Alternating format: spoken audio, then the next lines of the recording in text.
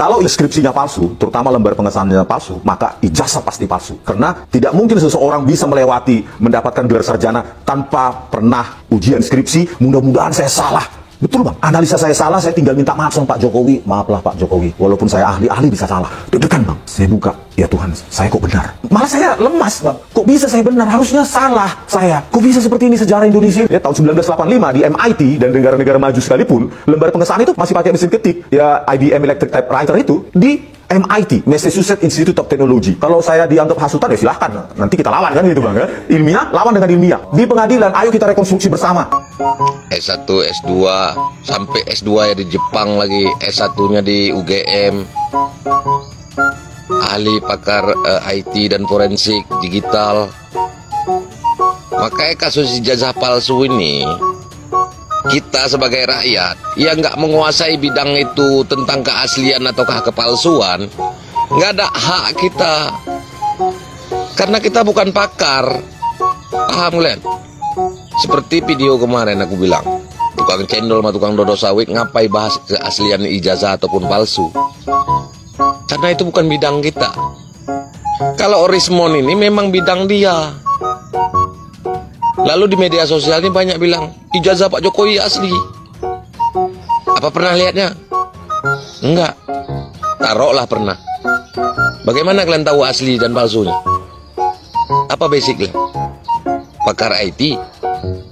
Pakar forensik digital? Bukan. Ya itu maksud aku bang. Kalau kita bukan pakar IT dan forensik digital, apa hak kita mengatakan ijazah itu asli? Kalau dia Bang Rismon ini mengatakan itu palsu, itu hak dia. Karena dia orang yang bekerja pada bidang yang bisa mengetahui jejak-jejak keganjalan digital ataupun forensik seperti itu. Nggak paham juga. Ada yang nuduh aku ternak juga, kimik kalian ini, aku pijak belakang di hari kalian nanti. Langsung lama dan tidak membahana, tidak membahana dan tidak gempar. Yang membuat gempar perkara ini ketika Bung Rismon tiba-tiba muncul di publik lewat video itu, yang menganalisa secara teknologi berdasarkan keahliannya Bung Rismon tentang keabsahan skripsi Pak Jokowi. Mulailah di situ ribut orang, disangkut pautkan dan ijazah.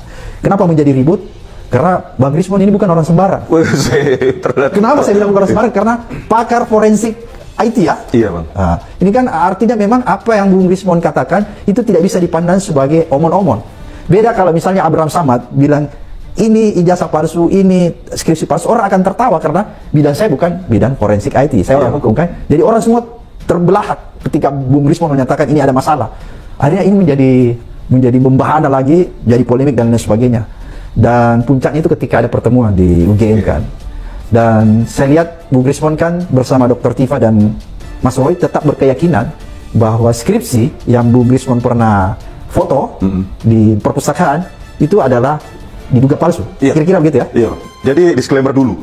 Disclaimer dulu dari saya bahwa saya tidak ada kaitannya dengan tim TPUA. Jadi yang saya buatkan video tidak ada suruhan, tidak ada bayaran dan apapun. Memang saya suka untuk menganalisa sesuatu bang. Nah, jadi di skripsi itu ketika ditunjukkan oleh Dekan Fakultas Kehutanan UGM, Dr. Sigit Sunarta, di samping ijazah ditunjukkan, terus skripsinya dibukakan lembar pengesahannya itu. Terus saya intip, saya uji frame demi frame, ya, terus saya lakukan pengujian pencocokan string dan font identification, dan itu adalah Times New Roman yang belum ada pada tahun 1985. Makanya saya katakan confirm ini 100 miliar % palsu. Dramatisir bang, sebenarnya matematik 100% palsu.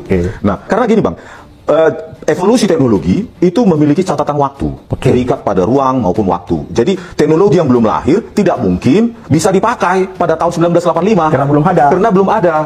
Karena itu terdistribusi dan dibeli oleh license-nya, OpenType dan TrueFont itu dibeli oleh Microsoft dan Adobe itu tahun 1992 dikembangkan dan dirilis Microsoft dan Adobe tahun 1992. Bagaimana mungkin teknologi font yang adanya tahun 1992 itu dipakai di tahun 1985? Dan itu saya konfrontasikan. Saya ingin jawaban dari pihak Rektorat UGM ya.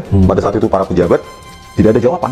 Ya karena memang secara teknologi itu sudah confirm itu palsu. Makanya saya bilang kalau skripsinya palsu, terutama lembar pengesahannya palsu, maka ijazah pasti palsu. Ijazah pasti palsu. Karena Tidak mungkin seseorang bisa mendapatkan gelar sarjana tanpa pernah ujian skripsi, dan hasil ujian itu divalidasi, diverifikasi lagi, baru ditandatangani dosen penguji. Itu sudah format standar di universitas manapun, Bang. Ini juga ada petunjuk juga dari Tuhan Yang Maha Kuasa, Allah Subhanahu Wa Taala. Ya, bisa-bisanya wakil rektor itu, Prof Wening itu salah nyebut. Jadi Jokowi itu lulusan mahasiswa Fakultas Kedokteran gitu.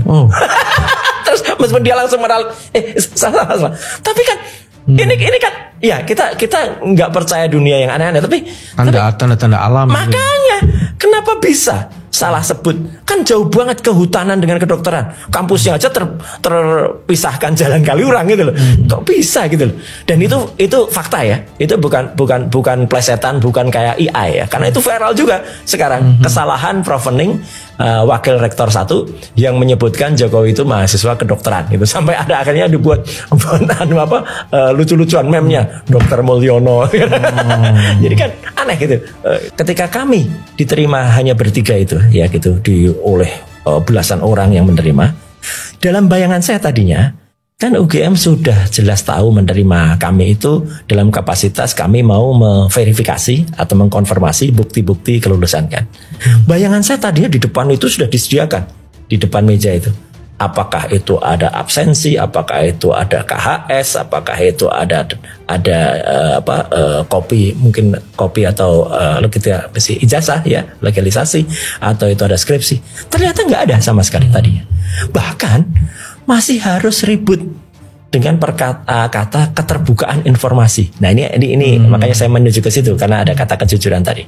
Jadi sempat UGM itu berdalih kami adalah memiliki peringkat kedua sebagai universitas dengan rating keterbukaan informasi nomor 2 di seluruh Indonesia. Jadi itu ketinggi. Dan mereka mengunggul-unggulkan soal undang-undang keterbukaan informasi.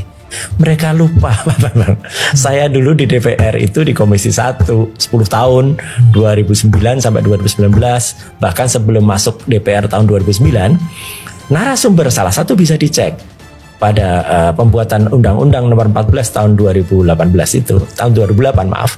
Dan Undang-Undang Informasi Transaksi Elektronik nomor 11 tahun 2008 itu adalah nama saya. Dan saya mewakili UGM waktu itu. Gitu loh. Jadi mereka mungkin agak lupa gitu loh, gitu. Lupa-lupa ingat atau pura-pura lupa atau fufu-fafa. Pura-pura tidak tahu apa-apa. Pura-pura tidak tahu apa-apa. Gitu. Jadi baru saya jelaskan.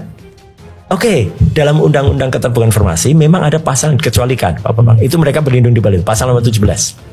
Tapi pada ayat H dan I, meskipun di situ tertulis pengecualian, tapi yang dikecualikan itu adalah misalnya nilai-nilai secara pribadi, rekam medik atau riwayat pendidikan atau riwayat pengetahuan itu yang sifat private. Iya, itu boleh. Itu enggak. Tapi yang namanya skripsi atau ijazah itu di luar itu gitu loh. Karena itu sempat dan itu sempat ada di naskah akademik gitu ya waktu itu.